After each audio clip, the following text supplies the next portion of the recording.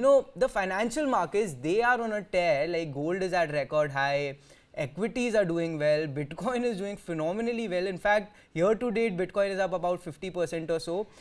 Reminds me of 2021, when everything, every asset class was rallying. But back then, it was excess liquidity in the system. What's fueling the rally this time around, sir? No, partly there is a lot of liquidity. Specifically, US markets have injected a lot through government spending over the last quarter. So that does play a role. They also keep doing these reverse repo operations, which are another source of liquidity. But liquidity as a measure, if you look at global liquidity, total, all central banks and money put together, is not back to the highs of 2021. It has been steadily increasing over the last year, but not back up there yet. Having said that, just because it's positive, it is causing a positive mood. And then there's all the government spending in the US, right? So all of that is indirectly playing a role in keeping markets up. Markets also optimistic about the situation around elections.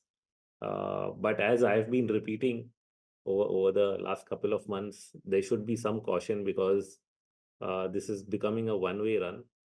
And we are seeing weakness in market internals. Either you see sector by sector weakness, or you're seeing the number of stocks that are participating on the upside continuing to decline. So if we just look at the number of that are above the, say, 100-day moving average in the Nifty, that number is on decline over the last, 1.5 month or 2 months, say from Jan to now, it would have dropped from an 85% to sub 70%. So that shows that fewer stocks are participating slowly. It's what we will call a mild distribution phase that's gone on for pretty long, but the description doesn't really change in terms of what is happening.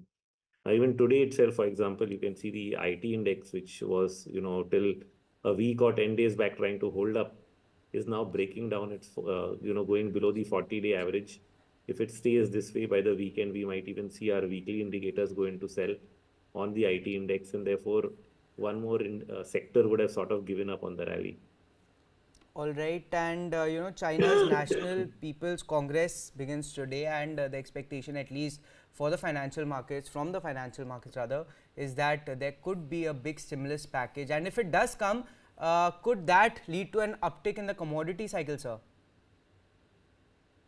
So at least the last couple of times it has not worked. That is why I'm slightly circumspect. A year back we were sort of positive on Chinese markets because of the stimulus, and it rallied a bit and then it suddenly gave up. So it's not the first time they are attempting to cut rates and announce some level of stimulus. The problem is it has not worked so far. So I don't know whether this time around it will be an outsized move. And if it is an outsized move, then you have another problem, which is the CNY starts to fall. That puts upward pressure on the dollar. So we are in this complicated mix, where every good thing has one bad effect. If you create too much liquidity, you can end up with inflation all over again. And so you have to walk this path in a very on a very tight rope. That is what the problem is. So I really will have to see how it works out rather than predict that if they do this, this is what will happen. Fair enough. Good morning, sir. I would like to drive your attention to the RK Swamy IPO. Now, RK Swamy was in the collaboration with Batten, Barton, Dustin, and Osborne till some time back, and they a full-fledged advertising agency. This IPO was oversubscribed 2.1 times on the very first day. There's a market sentiment towards it. Now, the investors do not have much of a precedent when it comes to advertising agencies going into the stock markets. There was Pressman, but that got delisted last year. Do you see this trend continuing with more advertising agencies going the IPO route in India as they have done in the West? I mean, WPP is listed on NASDAQ. So do you see the likes of Rediffusion and FCB and Ulka coming into the stock markets in the near future? Well, not necessary. It's, when it comes to getting listed, it is really a choice. It's a very big business decision, whether you want to be in the public domain or not, whether you want to create a valuation or not. There are companies that have, remained private for forever and not wanted to be in the public space. So I think it's really not just a straightforward call. But yeah, there is an attraction in terms of creating value for, or some kind of proposition for employees. That those are the reasons behind some of these decisions. But it's really hard to say whether every agency would really move in that particular direction. uh, Close to advertising, the media stocks have been on a sort of a tear in the last 5 days, and probably in the run up to the elections, where media spends are likely, advertising spends are likely to soar.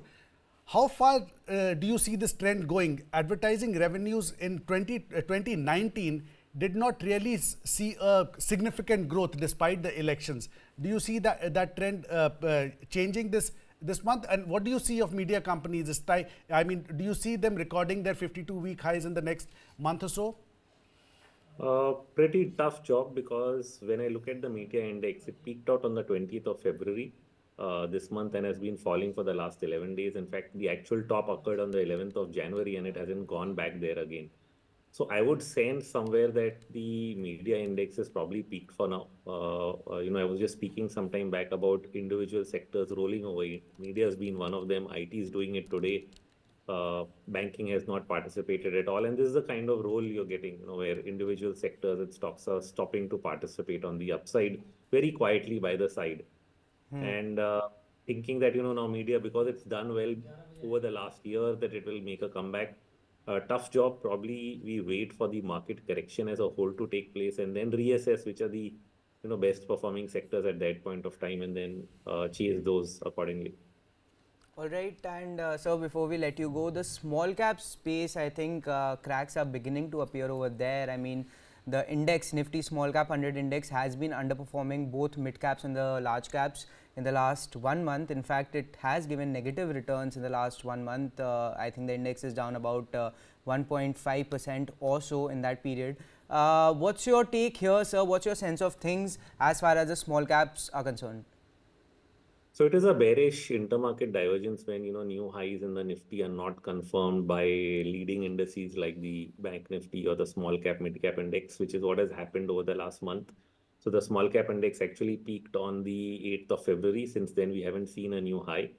The entire pattern that I'm seeing from Jan to now looks like what we call a head and shoulders topping process.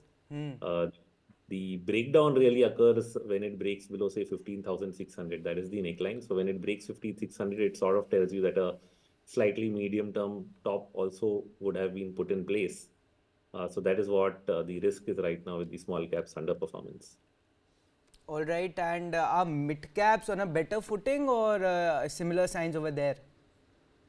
So they may appear a little better in the sense that of course, they have not made a new high since the 8th of Feb as well.